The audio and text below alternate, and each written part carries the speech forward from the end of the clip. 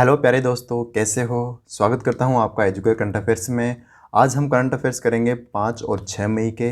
और ये जो सेशन रहेगा वह हिंदी और इंग्लिश दोनों का कॉम्बिनेशन रहेगा। कंटेंट इंग्लिश में रहेगा और जो मैं डिटेल्स बताऊंगा वो हिंदी में रहेगा। ये आपके आने वाले बैंकिंग एग्ज़ाम SBI जो कि आने वाला है बहुत जल्द ही, उसके लिए काफ़ी इंपॉर्टेंट है और आने वाले IBPS के सभी एग्ज़ाम्स के लिए बहुत इंपॉर्टेंट है। तो आप रेगुलर सेशंस को देखते रहिए, हर रोज़ वीडियो आती है, हर रोज़ आप वीडियो को देखते रहिए। और तो चलिए बिना किसी देरी के शुरू करते हैं।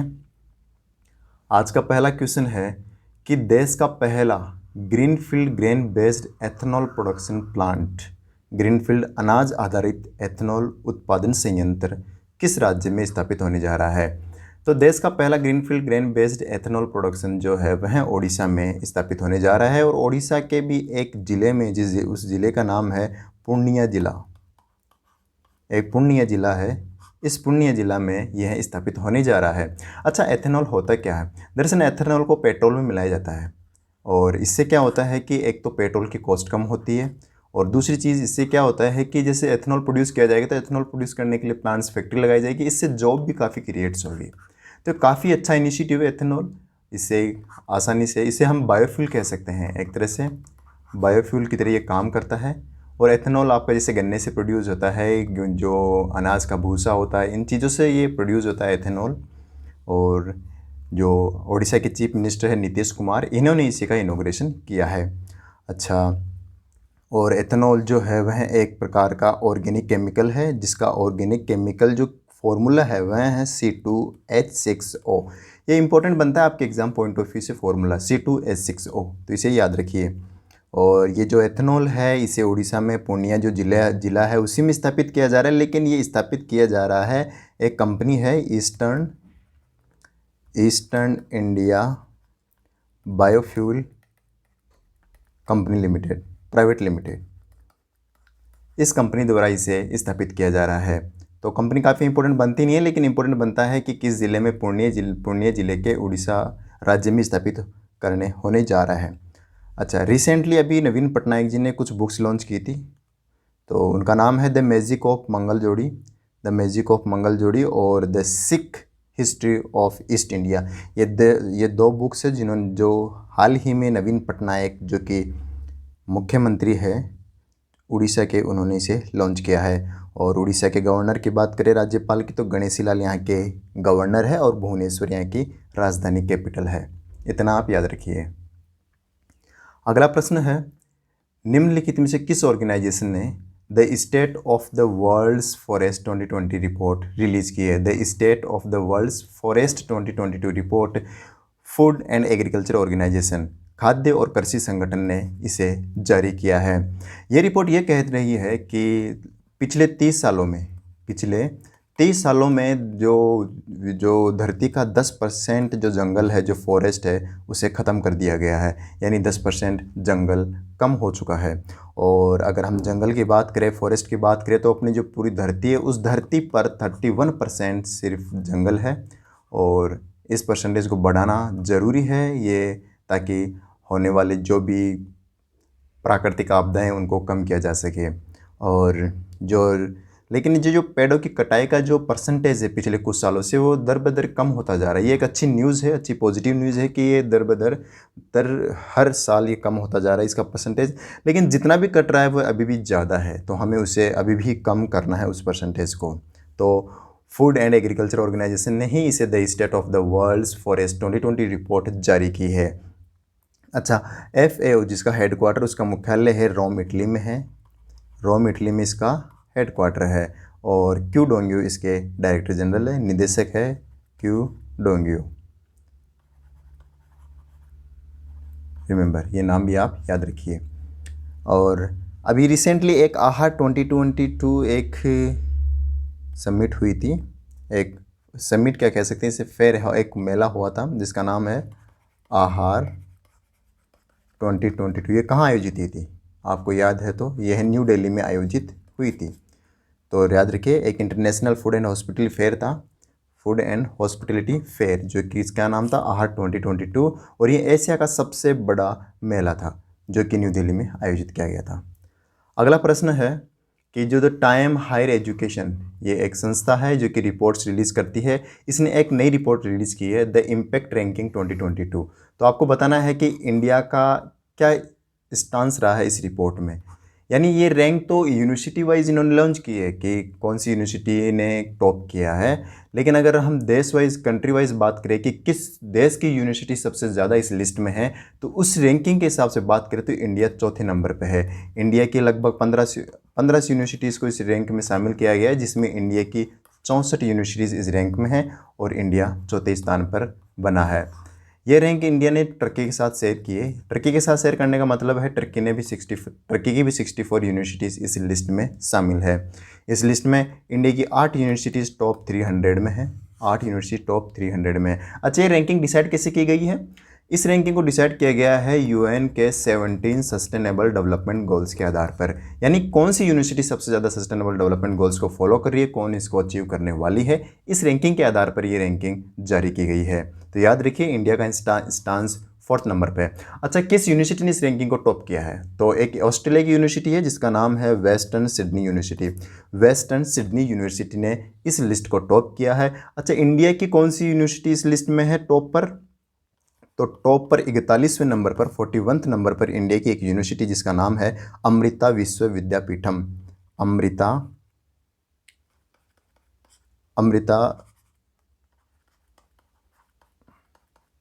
विश्व विद्यापीठम यूनिवर्सिटी का लिखने में पेट की दिक्कत है।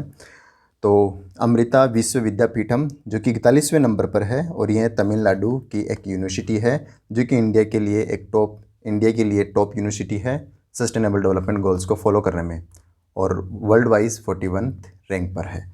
इतना आप याद रखिए। अच्छा, रिसेंटली और भी रिपोर्ट्स रिलीज़ हुई है, आपको कुछ याद है उनमें? एक रिपोर्ट रिलीज़ हुई थी Hurun global health care rich list 2022। यानी ग्लोबल हेल्थ केयर में सबसे रिच पर्सन कौन है? तो साइरस एस पूनावाला, जिन्होंने टॉप किया था इस लिस्ट को। और एक सिप्री की एक लिस्ट आई थी अभी 1-2 रोज़ पहले ही। इस सिप्री की लिस्ट, इसमें यह कहा गया था कि इंडिया तीसरा सबसे बड़ा मिलिट्री एक्सपेंडिचर है, यानी मिलिट्री पर सबसे ज़्यादा खर्चा करने वाले देशों में भारत का तीसरा स्थान है। फर्स्ट पर यूएसए है, सेकंड पर चाइना है। यूएसए और चाइना फर्स्ट और सेकंड पोजीशन पर, और थर्ड पर इंडिया है। इतना आप ध्यान में रखिए। अगला प्रश्न है, निम्नलिखित में से किसने report on the currency and finance report release की है? और इस रिपोर्ट की थीम है revive and reconstruct. Revive and reconstruct इस रिपोर्ट की थीम है, और ये report on currency and finance भारतीय रिजर्व बैंक ऑफ इंडिया ने इसे रिलीज़ किया है। रिजर्व बैंक ऑफ इंडिया जो कि 1 अप्रैल 1935 में ये स्थापित हुआ था, 1935 को एस्टेब्लिश हुआ था। मुंबई में इसका हेडक्वार्टर मुख्यालय है, और शक्तिकांत दास इसके गवर्नर है। अच्छा, आरबीआई के 4 डिप्टी गवर्नर होते हैं, आपको पता है। पहला है महेश कुमार जैन, अभी जो है उनकी बात कर रहा हूँ मैं। सेकंड नंबर पर है माइकल डी पात्रा। तीसरे नंबर पर है राजेश्वर राव RR, और 4th नंबर पर है टी रविशंकर। ये 4 डिप्टी गवर्नर है आरबीआई के, ये आप ध्यान में रखिए। आरबीआई भी हाल ही में न्यूज़ में था कि एक तो सबसे पहले आरबीआई ने 1.12 करोड़ रुपए की एक पेनल्टी लगाई थी बैंक ऑफ महाराष्ट्र पे, ये आप ध्यान में रखिए। और अभी आरबीआई ने एक डेबिट एंड क्रेडिट कार्ड्स पर रूल जारी किए थे जो कि बैंक्स के लिए है, और ये रूल्स 1 जुलाई से अप्लाई होंगे, 1 जुलाई 2020 से अप्लाई होंगे डेबिट एंड क्रेडिट कार्ड से, जिसमें पेनल्टीज़ है, जिसमें कुछ रूल्स है, नए रूल्स आरबीआई के। और आरबीआई ने एक रिपोर्ट जारी की थी भी हाल ही में, जिसका नाम है बिजनेस सबमिट असेसमेंट सर्वे। ये एक सर्वे था, एक रिपोर्ट थी जो कि आरबीआई ने हाल ही में जारी की थी। इतना आप आरबीआई के बारे में ध्यान रखिए। बढ़ते हैं अगली न्यूज़ की तरफ। विच ऑफ द फॉलोइंग, यानी इनमें से कौन सी इंश्योरेंस कंपनी है जिसने pay as you drive programme launch किया है? पे एज यू ड्राइव। अच्छा, क्या होता है कि एक प्रीमियम होता है, एक इंश्योरेंस का प्रीमियम होता है जो कि हर महीने हर साल एक डिसाइडेड टाइम के अनुसार पे करना होता है। लेकिन 2 प्रकार के व्यक्ति होते हैं, एक तो हर रोज़ 30 दिन के 30 दिन महीने के उन्होंने ड्राइव की कार को, और एक होता है जिसने बहुत कम यूज़ करता है, यानी महीने में 1 बार 2 बार उसने यूज़ की, लेकिन प्रीमियम तो दोनों ने बराबर पे किया है। तो इसका मतलब तो इसको नुकसान हो गया। तो इसी चीज़ के लिए H D F C Ergo general insurance company ने एक प्रोग्राम लॉन्च किया जिसका नाम है पे एज यू ड्राइव। जितना आप चलाएंगे, जितना आप ड्राइव करेंगे, उतना आप प्रीमियम पे कीजिए। ये एक बहुत ही एक अच्छा इनिशिएटिव है जो कि बहुत कम ड्राइव करते हैं उन लोगों के लिए, या फिर उन लोगों के लिए जो एक से ज़्यादा कार्स रखते हैं, उनके लिए भी काफ़ी बेनिफिशियल है। तो याद रखिए, H D F C Ergo general insurance company ने pay as you drive programme launch किया है, याद रखिए।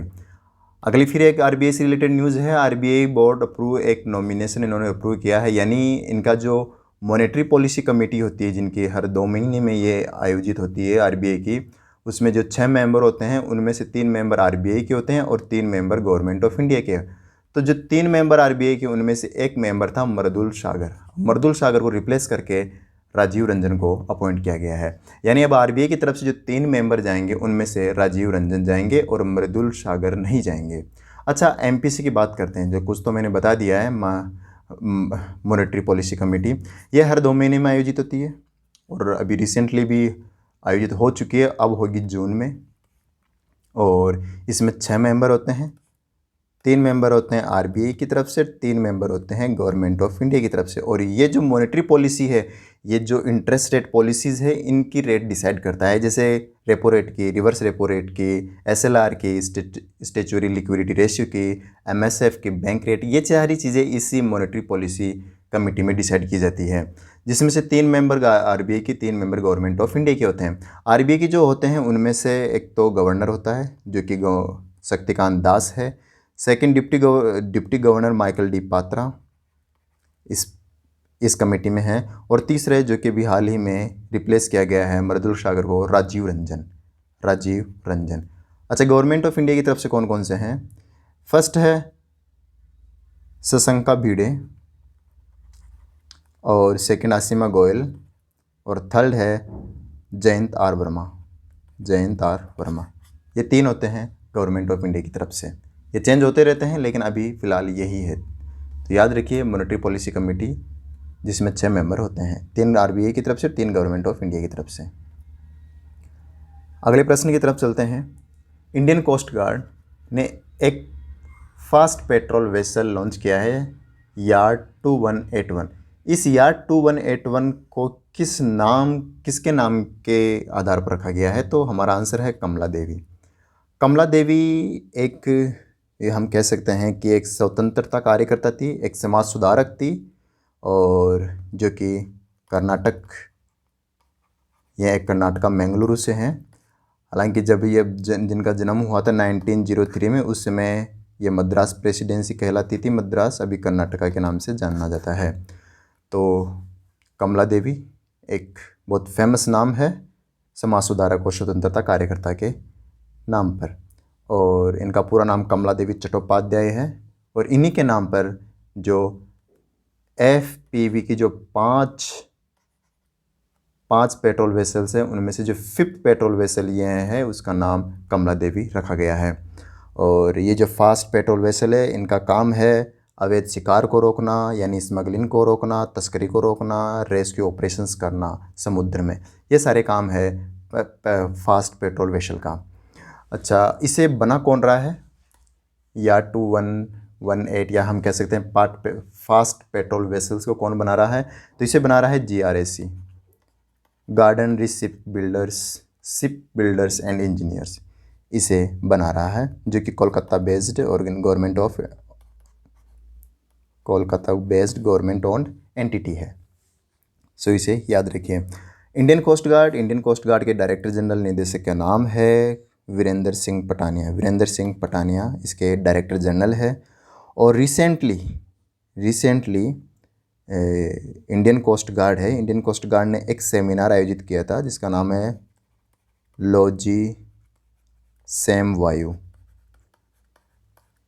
2022, ये आयोजित किया था इंडियन कोस्ट गार्ड ने। ये भी आप नाम ध्यान रखिए। और इंडियन कोस्ट गार्ड ने एक एक्सरसाइज भी कंडक्ट कराई थी मोरगुगांव पोर्ट में, जो कि गोवा में है। उस एक्सरसाइज का नाम है नेट पोलरेक्स उस एक्सरसाइज का नाम है, जिसे इंडियन कोस्ट गार्ड ने ही कंडक्ट कराई थी। इंडियन नेवी ने हाल ही में एक सबमरीन लॉन्च की थी एंड प्रोजेक्ट, जो कि प्रोजेक्ट अंडर 75, प्रोजेक्ट 75 के अंतर्गत आती है, जो कि सिक्स्थ स्कॉर्पियन सबमरीन है। उसका नाम है INS वागशीर। काफ़ी इंपॉर्टेंट बनती है आपके एग्जाम पॉइंट ऑफ व्यू से। INS वागशीर जो कि इंडियन नेवी द्वारा लॉन्च किया गया था, और यह प्रोजेक्ट 75 की सिक्स्थ स्कॉर्पियन सबमरीन है, जिसे मझगांव डक शिपयार्ड बिल्डर्स ने बनाया था, जो कि मुंबई में है। मझगांव सब बिल्डर्स, याद रखिए। अगले प्रश्न की तरफ चलते हैं। What is the name of the nano satellite? उस नैनो सैटेलाइट का नाम बताइए जिसे कुरापति साई दिव्या ने बनाया था और इसे लॉन्च किया है यूके ने। इसे लॉन्च किया है यूके की एक कंपनी है B2 स्पेस। इस B2 स्पेस ने ही इसे लॉन्च किया है, और ये है कुरापति साई दिव्या द्वारा बनाई गई एक नैनो सैटेलाइट है। और ये कुरापति साई दिव्या गुंटूर डिस्ट्रिक्ट से हैं, जो कि आंध्र प्रदेश में है। तो ये अपना आप याद रखिए। और उस सैटेलाइट का नाम है लक्ष्य सेट उस सैटेलाइट का नाम है। तो आप लक्ष्य सेट नाम याद रखिए, जिसे यूके की एक कंपनी B2 स्पेस ने लॉन्च किया है। अगला प्रश्न है इंडियन मेट्रोलॉजी डिपार्टमेंट, जो कि मानसून से संबंधित एक संस्था है। इन्होंने एक एग्रीमेंट साइन किया किस IIT के साथ? किसके लिए? एक user friendly weather forecasting app, यानी जो मौसम की पूर्वानुमान लगाने के लिए एक एप्लीकेशन लॉन्च किए है, एक एप्लीकेशन बनाएंगे। तो ये इंडियन मेट्रोलॉजिकल डिपार्टमेंट किस IIT के साथ मिलकर बनाएगा? तो हमारा आंसर बनता है IIT बॉम्बे के साथ मिलकर इसे बनाएगा। और इंडियन मेट्रोलॉजी डिपार्टमेंट, जो कि पृथ्वी विज्ञान मंत्रालय, मिनिस्ट्री ऑफ अर्थ साइंस के अंतर्गत आता है, जिसे डॉक्टर जितेंद्र सिंह द्वारा हेड किया जाता है इस मिनिस्ट्री को। और जो एग्रीमेंट हुआ है IIT बॉम्बे के साथ, इस एग्रीमेंट में क्या क्या शामिल रहेंगे? इस एग्रीमेंट में जैसे स्मार्ट मॉनिटरिंग सिस्टम होगा, जो कि सेंसर और ड्रोन का उपयोग किया जाएगा उसमें। और ये एक ऑटोमेटेड अर्ली वार्निंग सिस्टम पर काम करेगा। ऑटोमेटेड यानी ऑटोमेटिक ही अर्ली वार्निंग दे देगा। इसमें स्मार्ट पावर ग्रिड मैनेजमेंट होगा, और ये विंड एनर्जी और जो गर्म लहरें होती है, जो वार्म हीट्स होती है, उनका भी पूर्वानुमान लगाएगा। तो काफ़ी बेनिफिशियल रहेगा फार्मर्स के लिए और कई लोगों के लिए वेदर फोरकास्टिंग ऐप, जिसे इंडियन मेट्रोलॉजिकल डिपार्टमेंट और IIT बॉम्बे मिलकर बनाएंगे। तो याद रखिए। अच्छा, अभी हाल ही में IIT बॉम्बे भी न्यूज़ में था। IIT बॉम्बे ने अभी एक लार्सन एंड टुब्रो LNT के साथ टाई अप किया था ग्रीन हाइड्रोजन टेक्नोलॉजी के लिए IIT बॉम्बे ने लार्सन एंड टुब्रो के साथ भी टाई अप किया था। तो इतना आप और याद रख लीजिए। निम्नलिखित में से 7वीं बार वर्ल्ड स्नूकर चैंपियन रहा, यानी अभी हम इसमें शॉर्ट में कह सकते हैं कि 7th world snooker championship title किसने जीता? और यह जीतकर दुनिया का सबसे बुजुर्ग स्नूकर चैंपियन बन गए हैं। सबसे बुजुर्ग स्नूकर चैंपियन कौन बन गए हैं? रोनी ओ सुलिवान। नाम में याद रखिए, रोनी ओ सुलिवान